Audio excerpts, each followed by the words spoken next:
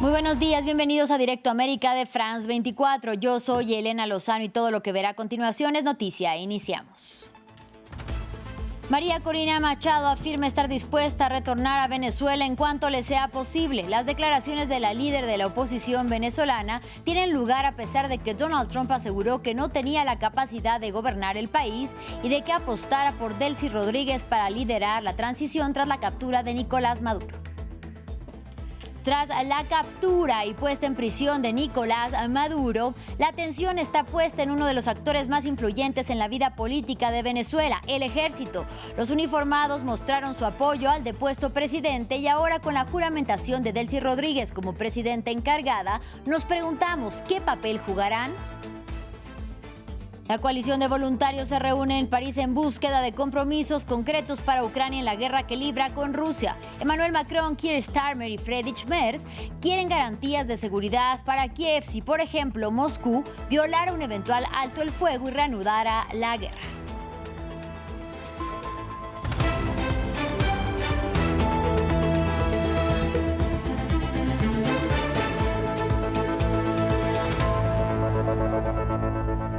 En medio de la incertidumbre que rodea al gobierno de Venezuela, la líder de la oposición y ganadora del Premio Nobel de la Paz, María Corina Machado, prometió regresar a su país. Las posibilidades de que Machado gobierne parecen escasas, ya que el presidente de Estados Unidos, Donald Trump, declaró que no está preparada para el cargo.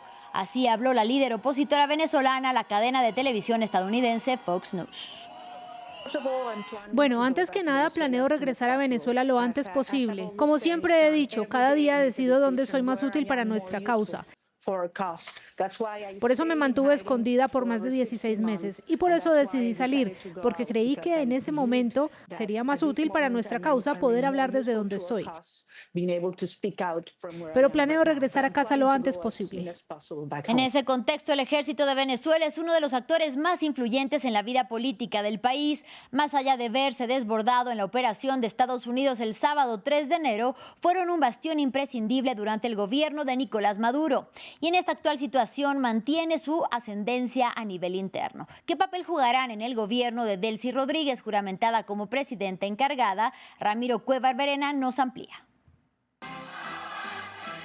El ejército, un actor trascendental en la política de Venezuela.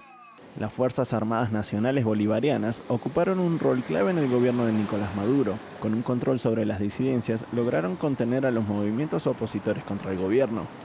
Una efectividad que no se vio reflejada militarmente en la operación de extracción que ejecutó Estados Unidos el último sábado, pese a que el ministro del Interior afirmaba que estaban preparados para una larga resistencia.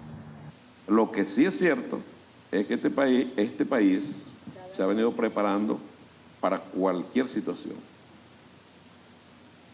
Nos hemos venido preparando, no para meternos en una trinchera. Ese no es el concepto. Lo hemos hablado ya en varias ocasiones, resistencia activa prolongada. Sin embargo, pese al golpe recibido, el apoyo de los uniformados sigue siendo un factor vital en la situación actual. Así se reflejó en la ceremonia donde Delcy Rodríguez juramentó como presidenta y se la vio acompañado por Cabello y el ministro de Defensa Vladimir Padrino López. O en el pedido del lunes de Edmundo González instando a que el ejército lo reconociera como presidente. Más allá de tener el equipamiento más sofisticado en la región, el ejército venezolano tiene la capacidad de movilización de miles de civiles, el control total de las armas y hasta la captura de Maduro un objetivo claro: no permitir que se instaure un gobierno subordinado a Washington. Interprétenlo como lo quieran interpretar. No va a permitir aquí un gobierno arrodillado, esclavo, genuflexo de los intereses de los Estados Unidos de Norteamérica. Más nunca esclavos. Por eso, su postura y apoyo ante el nuevo gobierno de la presidenta encargada Delcy Rodríguez es clave de cara a las próximas semanas. Los ataques perpetrados el sábado por Estados Unidos contra territorio venezolano y la captura del depuesto presidente de Venezuela, Nicolás Maduro, y la entonces primera dama, Cilia Flores, fueron duramente condenados por el Alto Comisionado de las Naciones Unidas para los Derechos Humanos.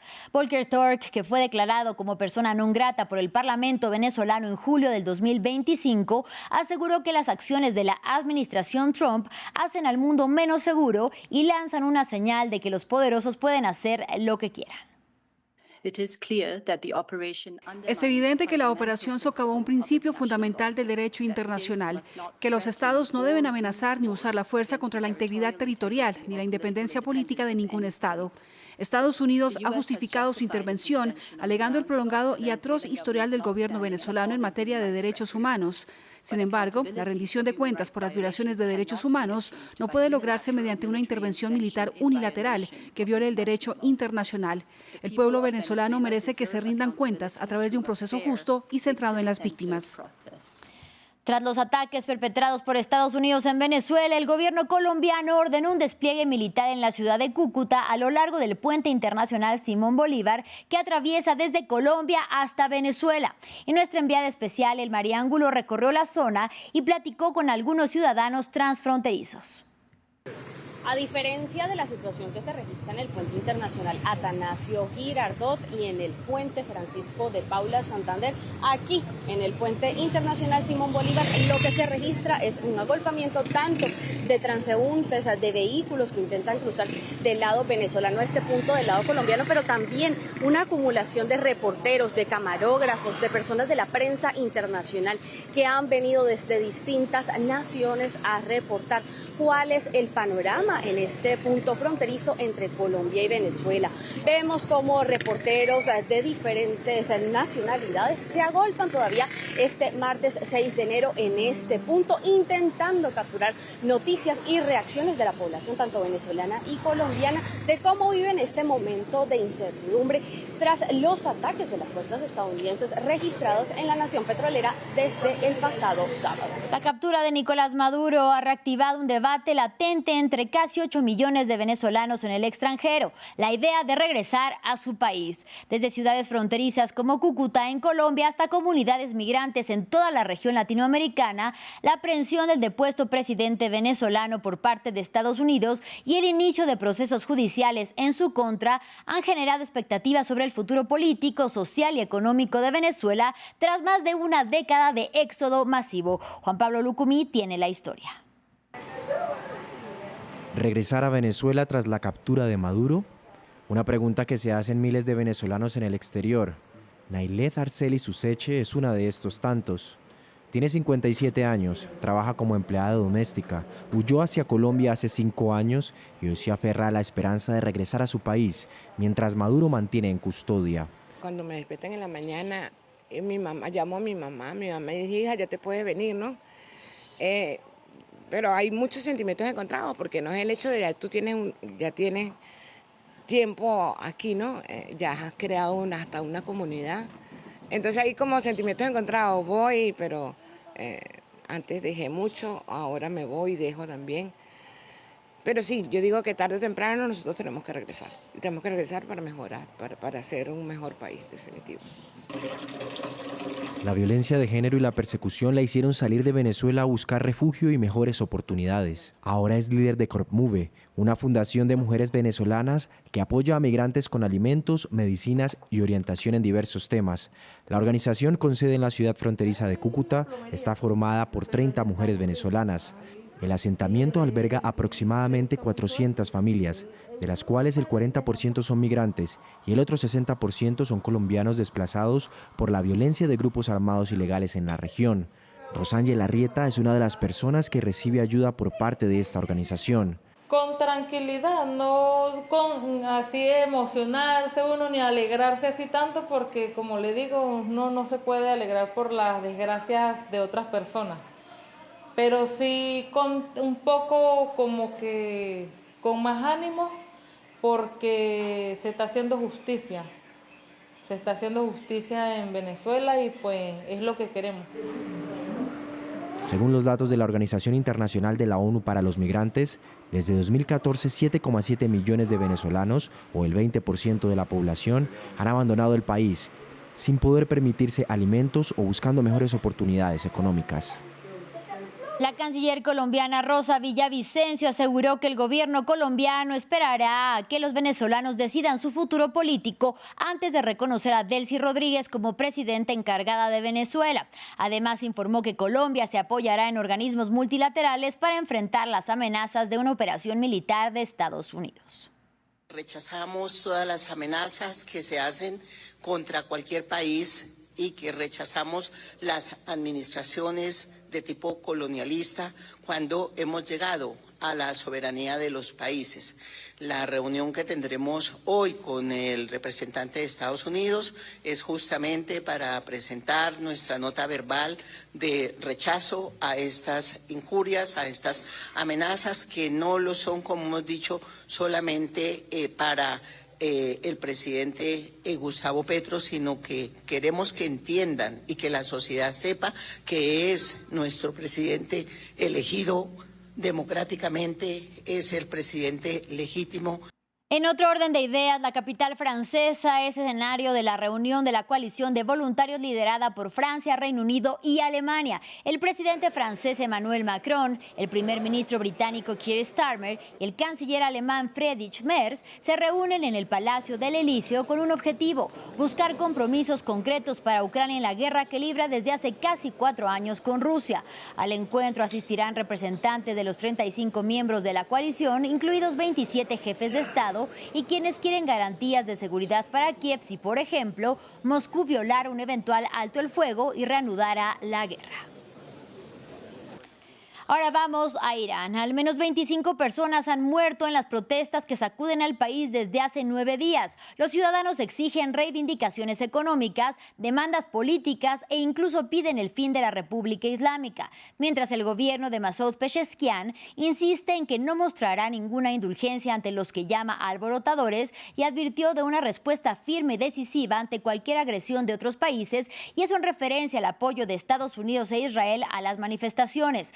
Recordemos que el presidente estadounidense Donald Trump amenazó el domingo con golpear muy fuerte a Irán si sus fuerzas de seguridad matan a los manifestantes. Las protestas iniciaron el 28 de diciembre en Teherán y se han extendido en unas 80 ciudades. Nos amplía nuestra corresponsal en Teherán, Catalina Gómez Ángel. Lo que sucedió hoy en el Gran Bazar de Teherán, que es el gran centro comercial, no solamente de la capital, sino del país, tiene muchas lecturas. Pero para empezar es que el sector comercial y económico que ha liderado estas protestas, que ya cumplen 10 días, no están dispuestos a dejarse amedrentar por las amenazas hechas desde algunos líderes de la República Islámica, no solamente el líder supremo de la revolución, que llamó a quienes salen a protestar o a cantar eslóganes como alborotadores, sino también al director o al secretario del sistema judicial, que ayer mismo había dicho que no tendrían piedad ni clemencia con aquellos que salían a protestar, pues ellos habían convocado para hoy a la hora del mediodía una gran protesta. En ese momento cerraron los almacenes y empezaron a caminar por este sector. Algunos cantaban eslóganes como libertad, muerte al dictador, y también evocaban a Reza Shah, el hijo del derrocado Shah de Persia, que muchos ven como un posible sucesor o por lo menos alternativa o tránsito en el momento si llegara a caer la República Islámica. En ese momento las fuerzas de seguridad desplegadas en el sector empezaron a lanzar gases lacrimógenos para dispersar a la población. Desde las afueras donde nos encontrábamos oíamos disparos, veíamos columnas de gases lacrimógenos que también alcanzaban hasta ese lugar. Vimos gente correr y los vimos llegar al metro, muchos con los ojos quemados, llorando y diciendo que estos eran asesinos, así llaman. Muchos dicen que este es el fin de la República Islámica. No lo dicen con ningún argumento, pero tienen esa sensación de que están sobrepasando el límite. Lo que vimos hoy también fue un gran despliegue de seguridad, pero también mucha gente enfrentándoles, pero sigue siendo unas demostraciones que se esparcen en diferentes partes de la ciudad, no se concentran multitudinariamente en un solo sector. Por eso el del Bazar de Teherán hoy era importante, y también continuaron en muchos lugares de Irán, lo que demuestran que estas amenazas del sector judicial no tienen ningún eco. Finalizamos en Somalilandia, territorio que fue reconocido como independiente por Israel el 26 de diciembre pasado. El ministro de Relaciones Exteriores israelí, Gideon Sa'ar, llegó este martes a la región separatista de Somalia, en la que supone la primera visita de alto nivel. Recordemos que tanto Israel como Estados Unidos pretenden enviar a Somalilandia a los desplazados palestinos que Tel Aviv ha obligado a dejar todo atrás y huir durante los más de 2 años de ofensiva contra el devastado enclave palestino. Así llegamos al final de este espacio informativo. Gracias por su compañía y hasta la próxima.